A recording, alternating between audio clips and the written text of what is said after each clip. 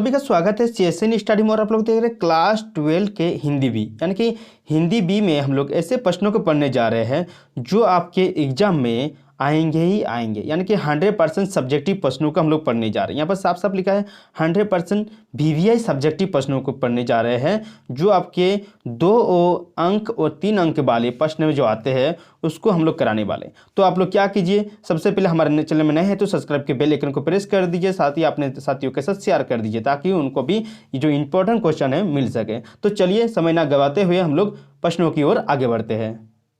तो प्रश्न क्या है कि सबसे पहले यहाँ पर प्रश्न दिखाई दे रहा है आप लोग को कि नंबर 1, लेखक के पिताजी भारत जीवन प्रेस की किताबें छुपा देते थे, यानी कि भारत जीवन की प्रेस छुपा क्यों देते थे।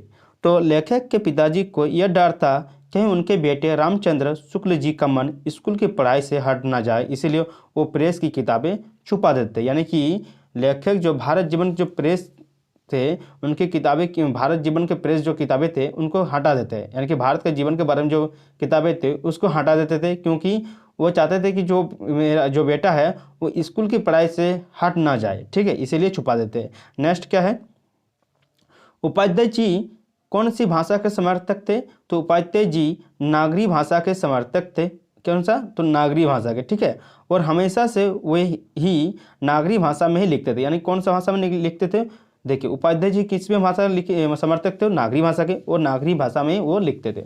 उनका कहना है कि नागर अपभ्रंश से जो लोगों की भाषा विकसित हुई है वही नागरी कहलाई, यानी कि नागर भाषा से ही अपभ्रंश होकर नागरी भाषा का उत्पत्ति हुई है। नेक्स्ट चलिए आगे बढ़ते हैं हम लोग। यहाँ पर दिखाई दे रहा है कि संग्रहालय के नए भवन का नक्शा किसने बनवाया था, यानी कि संग्रहालय के जो है नए भवन का नक्शा कौन बनाता है। संग्रहालय के नए भवन का नक्शा जवाहरलाल नेहरू ने मुंबई के विख्यात इंजीनियर मास्टर साठे और मुमताज से बनवाया था। यानी कि जो संग्रहालय के नए भवन का नक्शा जो है किसने बनवाया था, जवाहरलाल नेहरू ने।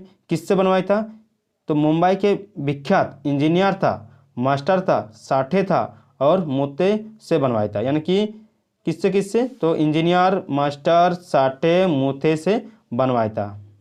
जो प्रसिद्ध, विख्यात मतलब क्या होता है, प्रसिद्ध इंजीनियर, मास्टर, साठे और मोता से बनाया था, ठीक है।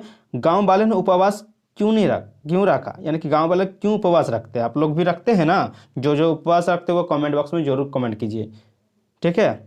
गांव से चतुर्मुख शिव की मूर्ति चोरी हो जाने के कारण गांव वालों ने इसे अपने धर्म पर आघात समझकर उपवास रखाया था। यानी कि गांव में क्या था, शिव मूर्ति था जो चोरी हो गया था, जिसके कारण से क्या किया था, गांव वालों ने उपवास रखा था। नेक्स्ट है फ्रांसीसी व्यवसायी बोधिसत्व, ठीक है, बोधिसत्व की मूर्ति को क्यों खरीदना चाहता था। यानी कि फ्रांसीसी व्यवसायी जो था बोधिसत्व का मूर्ति क्यों खरीदना चाहता था, तो बोधिसत्व का जो है फ्रांसीसी व्यवसायी बोधिसत्व की मूर्ति के बारे में विदेशी पत्रों में पढ़ चुका था। यानी कि जो मूर्ति था उसके बारे में वह पेपर में पढ़ चुका था, इसलिए वह उस महत्वपूर्ण एवं अत्यंत प्राचीन मूर्ति को खरीदकर अपने साथ अपने देश ले जाने चाहता था। यानी कि जो फ्रांसीसी था वो पहले ही जान चुका था कि पेपर से जो मूर्ति के ये बहुत प्राचीन मूर्ति है जिसको खरीदकर अपने देश ले जाना चाहता था। कौन, तो फ्रांसीसी।